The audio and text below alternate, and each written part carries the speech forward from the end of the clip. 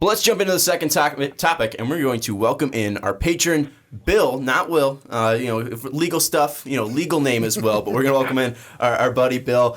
Small world too, a local guy. Apparently, it's awesome to hear. But we're going to be talking about something not too local. We're talking about the Clippers, and they are looking up to trade in the draft, and they have interest in Michael Porter Jr. So, Bill, we're going to go to you first. Should the Clippers trade up to get Michael Porter Jr. in the NBA draft? Well, I mean, definitely the Clippers have to trade up to get MPJ because they lack that superstar. I mean, they lost CP3. Blake Griffin obviously was traded out, and DeAndre Jordan might walk in free agency. And even if DeAndre Jordan stays, not too much of a game changer on the offensive way that they would need to string along some nice wins. So I think the Clippers should definitely package their two picks and, maybe throw in a player or two to trade up to get MPJ because they need that. They need the star power. I mean, It's LA. You lost CP3. It's kind of a risky pick to trade up to get him, but I mean, if you're picking at 12, 13, who are you going to have anyways? Robert Williams will be available, maybe Shai Gilgeous-Alexander. Some nice pieces, but, not necessarily one of those people could take you to the next level. And, in trading away Blake Griffin and getting some stuff back for it, do you want two role players or do you want that superstar that you thought Blake could be, So. Mm-hmm. And Bill, one thing I do want to bring up, because people have heard us talk about, the NBA draft ad nauseum. They know our thoughts on the prospects. Where do you have MPJ, in these, class of prospects? Is he your number one guy like some people have him? Is he in your top five? Where do you think his top end is, and where do you think he compares to the rest of the prospects in this draft class? It's so hard to evaluate. Well, like anybody, it's hard to predict where anybody's going to be 3, 4, 5 years from now, and him especially because of the back injury. It's not like it was a broken arm or, stuff like that. That's a back injury that could creep up on you, 6 years down the line and could cut a career short. So talent-wise, I'd have MPJ in the top 3, but you could have that risk because of the back injury. But personally, do I think that that's something that's going to hinder him in his career? I'd say no, unless, you start getting into the mid-30s.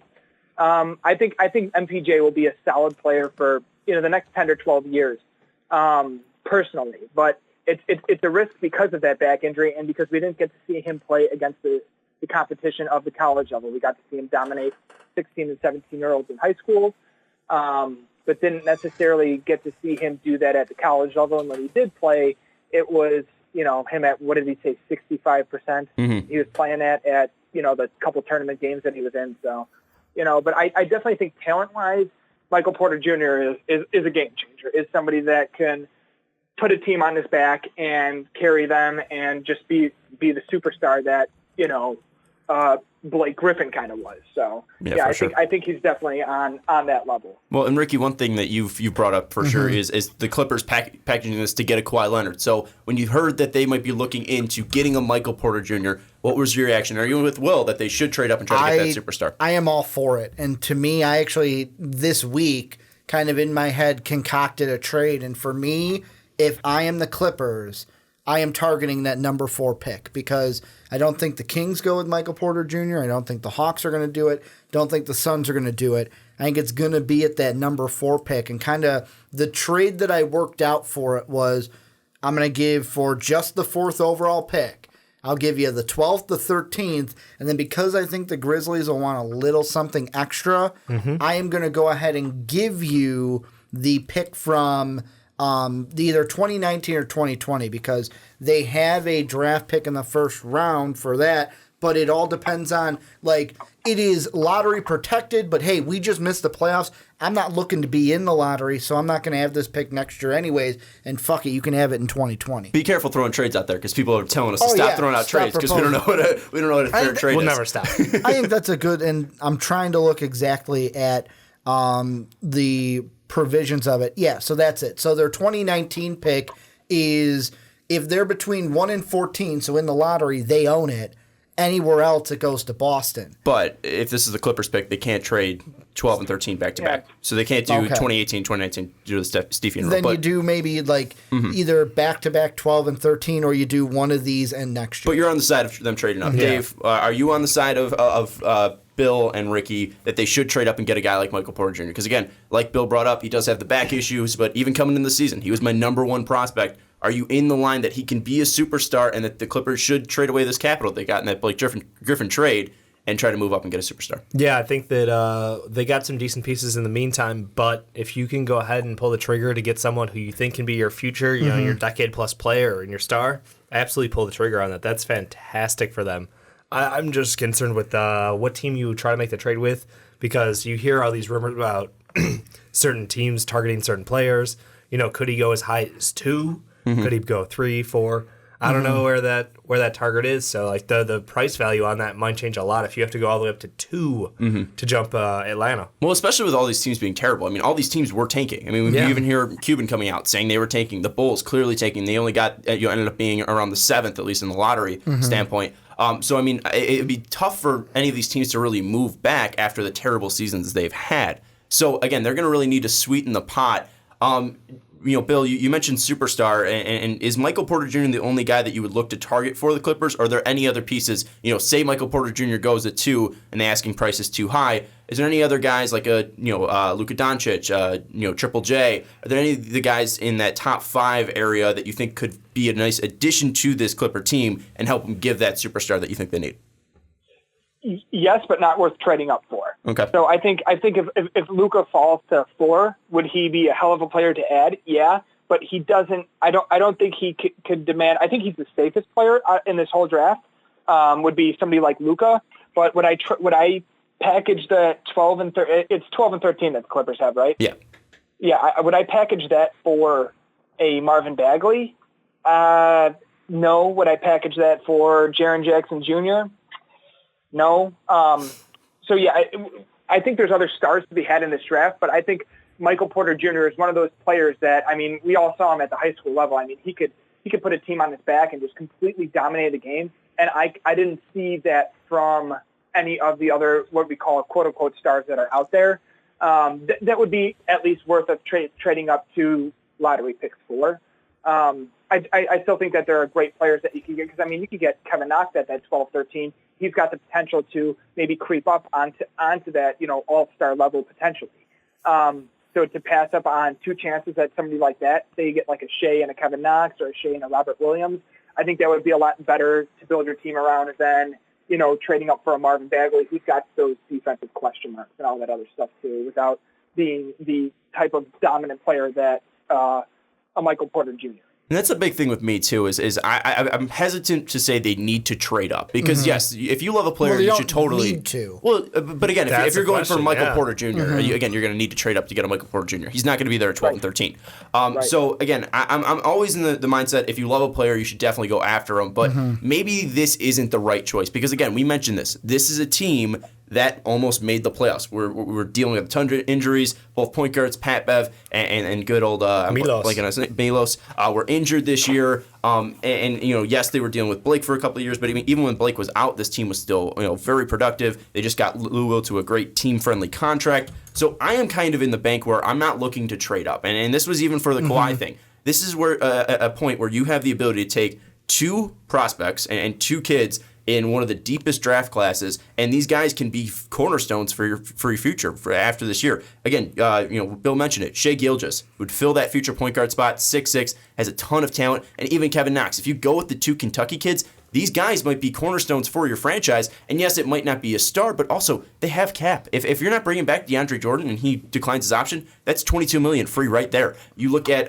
Danilo Gallinari's contract. If you're able to move that, again, you're able to get more, freedom to bring in a guy like Paul George if you think he's a superstar. We mentioned LeBron wanting to go to LA. If that's a possibility, why not explore that? Then try to risk going up in the draft and missing out on getting 2 chances at a prospect like Shai Gilgeous and Kevin Knox. That's at least where I'm on the boat here. If this was mostly any other team in the league, I would say I don't know, but because of who is now almost calling the shots here in Jerry West, but this doesn't seem like a Jerry West move. But what I'm going at is look at the draft classes that he's had and the draft picks that he's had with the Warriors.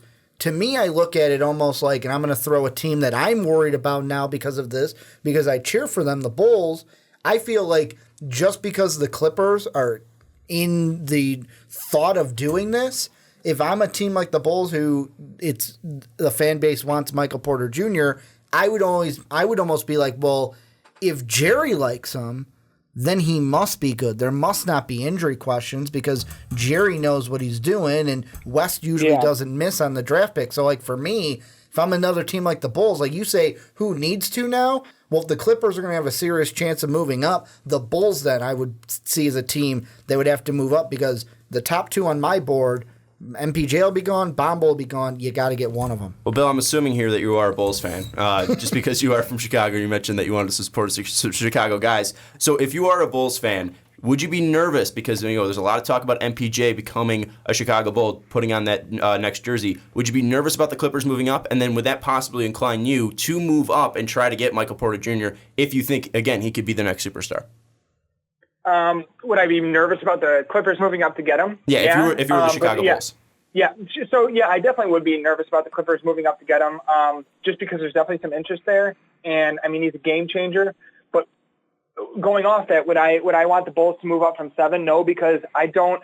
Because people are going to ask for Markkanen, people are going to ask for a Dunn, people are going to ask for maybe future picks from us, or to package that 7 and 22 just to go up to 5 or 4. I think there's good players to be had at 7. I am personally a big fan of Wendell Carter Jr., even over a Bamba, or even almost over a DeAndre Ayton. I'm a huge, huge fan of Wendell Carter because if you look at his per 36 minutes, I mean, I think it's like something like 20 and 12, or I could be wrong, but I think his per 36 minute stats are pretty remarkable for playing next to Bagley as being the second option down low. So I don't think that the Bulls, if MPJ is not there, or if he's going to be, if we need to trade up to get him, I say don't do it because, again, there's definitely, this is a deep draft class, and there's definitely a good player that we could get with the Pelicans pick. And to think that next year, I don't think, no matter who we get, unless we land a big free agent star like a Paul George or something like that, I don't see the Bulls being a playoff team again next year. And next year, there's some top talent at the top of that, at the top of the class next year. And if the Bulls are in the lottery, there's another chance for you to get one of those superstars. So I wouldn't trade up for him because of the injury. If he falls to you at 7, take him without a doubt. Mm-hmm. But because of the injury, don't risk a future asset or a cornerstone of your franchise now to move up to get him. Just because I do not foresee the Bulls in the playoffs next year unless they have a top star free agent that they add to the roster. Because, I mean, you're throwing out there, Nwaba, Justin Holiday, Chris Dunn, and Zach LaVine. I mean, that's great and all, and they're young, but they're not making the playoffs. Well, just to back you up with the per 40 minutes, too, for Wendell Carter, 20 points per 40, 13.5 rebounds, and then also 3.1 blocks, shooting 56% from the field and 41% from 3. Yeah. So, again, I mean, his per 40, especially like you mentioned, with having Bagley, Gary Trent Jr., and Grayson Allen out on the floor with him, impressive numbers, and also, again, a smart kid, too. I think he was getting recruited by Harvard. So not only can he do it on the basketball court, he's also a smart kid. Dave, are you in the same boat as Bill is, where, again, maybe the Bulls shouldn't be trading up for Wendell Carter because you're in a sweet spot right now, and there isn't a certainty in Michael Porter Jr.'s back, and then also there isn't a certainty that if you draft Michael Porter Jr., you're going to be good. So then you might be giving up a great draft pick to move up and not get a guy that's going to change your team next year. I think a lot of it comes down to how much do you really believe in him, because if you're not comfortable with waiting to see what drops to you, which is the position both the Bulls and the Clippers are in right now, like you're rolling the dice. You're saying that, I feel comfortable in one of these 3 guys, one of these 4 guys, whatever it may be.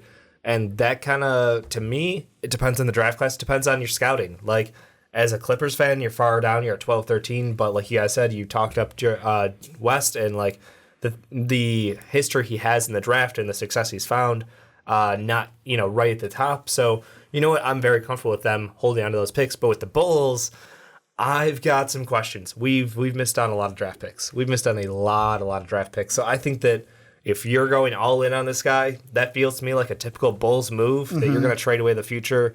But again, the future is only like, it really depends. Like, if you can land a guy who's going to be a player on your team for the next 10 years, it's worth the next 2 number 1 picks from your team. And that's exactly it. And I think the greater thing is this kind of news about the Clippers wanting to move up is going to shake the draft up, especially on draft day. I see this as a draft day trade of, like, the Grizzlies aren't going to move their pick. Obviously, we talked about that last week. until the draft, until we see, all right, what do the Suns do? Oh, they kept the pick? All right, what do the Kings do? What do the Hawks do?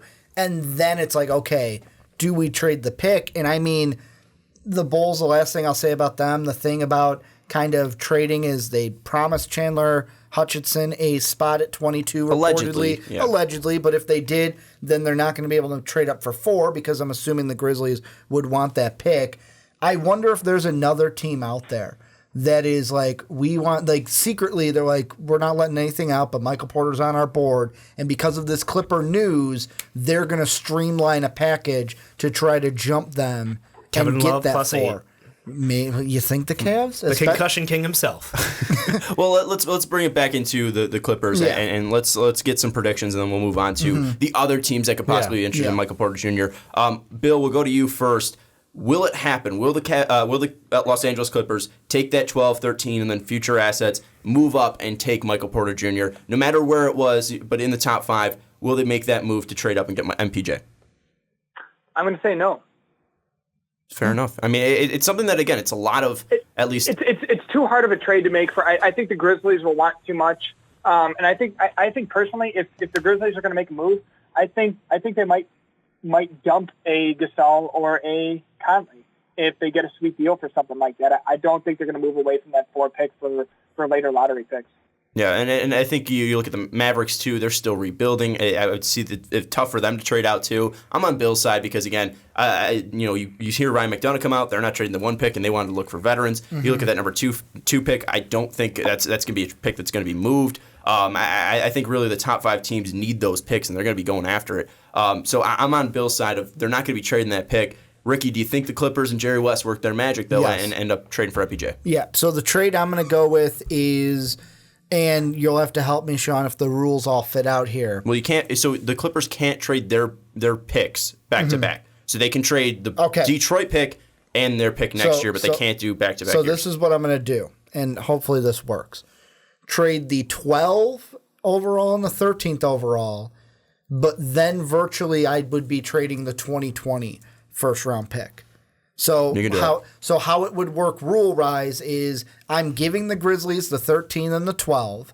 Next year, it's I keep my first if I'm in the lottery. If I'm the Clippers, I'm not planning to be in the lottery. So I'm expecting that pick to go to Boston. And then that means in 2020, if it's not settled, that pick will be basically between Boston and Memphis, not between Boston and LA. So Boston will get their pick in 2019. Memphis gets it in 2020. And why do the Grizzlies take that trade? Because there's 2 sides. You're getting 2 first rounders this year, and you get a future first as well. And I think that's going to be the big deal. Is hey, you know what? And that to Boston was via Memphis, so Memphis was supposed to be in that. So hey, let's get back in that deal and get that 2020. Dave, does it happen? Clippers trade up for MPJ? I'm leaning towards no. I think that if any team has the right pieces, it is the Clippers to move up with Memphis because they do have some good veterans on that team who I think Memphis would want to try to twist and get like Pat Bev and maybe a swap from Chandler Parsons to Danila or Toby. Like try to do something like that to add some veterans to this already vet-heavy team so they can roll right back in the playoffs for 1 more year and then add another asset for the future.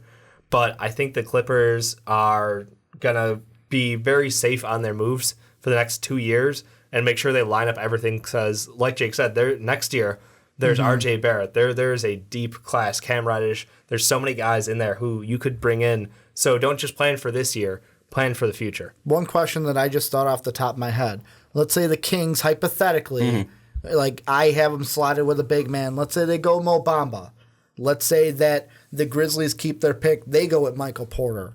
If the Mavs are there and Mo Bamba, who we all thought would go there, isn't there, could the Clippers work some magic with the Mavericks? And it's not the Grizzlies they trade with. It's a team like the Mavericks. But you just said Memphis is going with MPJ. Yeah. So, I mean, the whole reason is they'd be going. Let's say MPJ is still on the board. Okay, well, that might happen. If they don't have their guy, then Dallas might be that. Does this trade necessarily have to be Grizzlies, or will something shake it up to where a different team is the team? They're just looking to trade up. Yeah. So if they get the trade they want, then they're trading up to get MPJ. It doesn't matter what the slot is. Loves to do trades. They love trades. But let's go back to MPJ and let's just talk about where he might go. And Bill, I'm going to go to you. Where do you think he's going to go? Is it Phoenix at 1? Do they make a huge shakeup and take a guy who was coming out of high school as the number 1 player? Sacramento, do they add him to that young team? Atlanta needs a star. We talk about Atlanta, haven't really had a star in a while. Probably even Dominique was the last true star out in Atlanta. You look at Memphis, again, a team that might make the postseason. Adding an MPJ might be the next piece. Dallas is in there. Orlando's in there. Which team do you think ends up taking Michael Porter Jr., kind of looks past the injuries and just looks at the talent? Where do you think Michael Porter Jr. is going to land up? I think Michael Porter Jr. will definitely either land with Memphis or Chicago. I really don't see Dallas taking him at small forward. They got Harrison Barnes over there. Mm-hmm. I think Dallas is going to go with a big, whether it be Bamba or Bagley, whoever's on the board. I truly think it'll be Memphis or Chicago. I do think, since there's so much talent in this draft, I don't see somebody who's in the top 5 taking that risk on Porter because of the back injury, because more than half these teams that are in the top 5 probably will end up somewhere around there next year, again, going off that deep draft class of next year. So I don't think they're going to take that risky pick. I think he'll probably fall to the Bulls, but that might be wishful thinking as well. But, I mean, just based off of what the talent is that's on the top of the draft, I mean, Ayton and Doncic are going to go within the top 3, and then a lot of people are high on Bagley. I mean, I don't think Triple J is going to drop to 6 or 7. So, I think it's going to be Memphis or Chicago. Well, and Bill, I wanted to ask you, I mean, what do you think it will take? I mean, or at least what do you think will need to happen for MPJ to get into the top 5? Because, clearly the back is a major injury, but he's coming out saying he's the best player in the draft. He's changed his diet completely. He's toned up a little bit more. He's trying to get into game shape. We haven't seen him, at least at the Combine, work out. Do you think it's going to be maybe in private workouts where he makes that jump, or do you even maybe think that one of these teams secretly does have him on their board at that number 1 spot? Maybe, again, they have those worries about the injuries, but they still see that talent. Do you think there is any way he gets into the top 5? Oh, for sure. I mean, when you're doing these private workouts with these teams, he's going to talk to you and tell you and show you different stuff that, we're not all seeing in the media or on TV and whatnot. I definitely think, because coming out of high school, he was the number 1 player. So if a team is not worried specifically about the back, if they say, we're just worried about what you can do on the court, the back injuries behind us, he'll easily fall into the top 5. I just think there's so much talent, like for sure talent out there that questions behind them that, it's hard. It's hard. I mean, I'm trying to put myself into the mind of a GM being in the top 5, and am I going to pass on Bagley to take Porter at 3? I mean, it's tough. It's tough, but I could see him definitely going in the top 5. I would not be surprised, but I just think there's so much other top end talent out there that a team doesn't need to do it. Yeah, and I don't. They're safer picks too. Right, and that's why I'm going for the safer pick. Because how bad would it be if the Kings fell into that second spot, took Porter Jr., and he was just a complete another bust for that franchise, and they're still in the same spot as where they are? I mean, that would just be absolutely devastating when they could go with a Luka or they could go with a Bagley or somebody like that. So I think part of it is just the safeness of those other picks. So.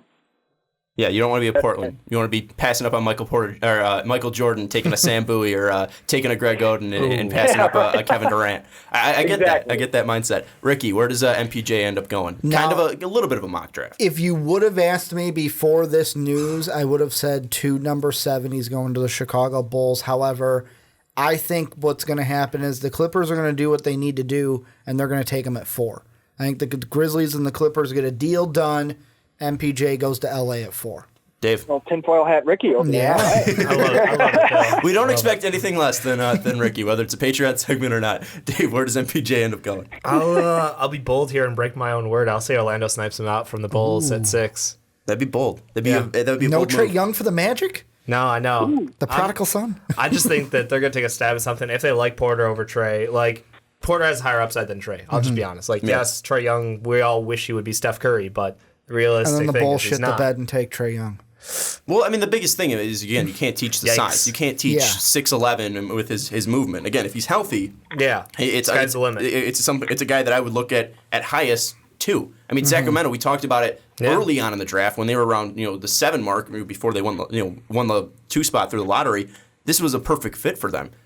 Filling that 3 spot. They already have Bogey. They already have Buddy Hield. They have De'Aaron Fox. Filling in that 3, getting a star that could be a natural scorer. If he impresses Sacramento, I see him going as high as 2. Yeah. If not, I could see even though they do have Harrison Barnes, like Bill mentioned, I still think that you might be able to slide Harrison Barnes over. Maybe you put MPJ at the 4, and you really can't pass up that talent. And I still think that talent's there. It's just the biggest question about the injuries, and we keep bringing it up. We haven't seen him at the combine. I think that the fact that he showed up and did the measurements, did everything there, I think that was big. But again, if he came out and actually showed what he had, I think that would have been more impressive because it's showing him that he's not afraid to just be himself. He's not afraid to be a competitor. I think that would have been big. Again, I'm not blaming him because he's a month away from the biggest day of his life. Yeah. He's a month away from the biggest payday of his life so far. So I can't blame him on that. But I still think if he's able to impress in workouts, I think Sacramento might snipe him at 2. At the highest. At the lowest, though,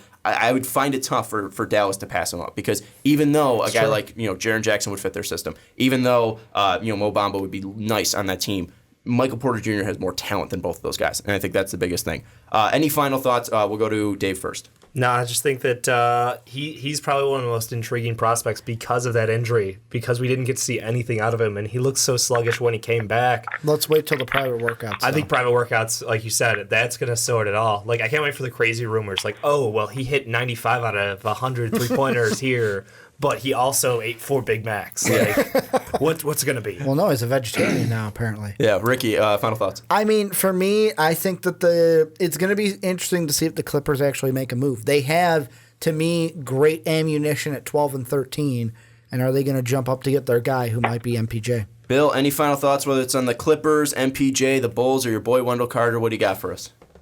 I just final thoughts. It's going to be interesting to see, after he does some of these private workouts that, like I said, I think he might be taken at number 7 with the Bulls, but I think he could go as high as 3 or 4. So I just think after these private workouts is going to be a huge thing for Michael Porter Jr. just to see, because I think personally star potentially is the best one in the draft. So I think there's just going to be a huge draft bomb that happens on draft day, a big trade or a pick that happens a lot earlier than what we expect. So I'm just looking for some fireworks on draft night. So. And building off what Bill said, because I agree with him, I think the one thing, it might be bad if he falls to 7 after the private workouts. Because, yes, the injuries are a big thing. But if he goes out and shows the true player that he is, again, talent-wise, he's a top 5 player. So it's really, if he's falling past that top 5, then there are injury concerns that these teams have. I think that's a big red flag. I think that would probably be the worst scenario for MPJ. Yes, would Chicago be a great place for him to play? Of course, but I think it'd be a worst case scenario because it's at least a bad omen. Because this kid, again, is a top 5 talent. Like Bill said, might even be the top talent in this draft. The injury is a massive concern, and I think if he's not able to show his talent and is not 100% healthy at these private workouts, especially it being a back injury to his severity, I think it's a huge red flag. But Bill, I want to thank you for being a patron. I want to thank you for giving us an awesome Patreon segment. You absolutely rock. Let us know your thoughts down in the comments below. What do you think about MPJ to the Clippers or to the Bulls? What team will move up to take him, or which team will take MPJ? Bill, thank you so much.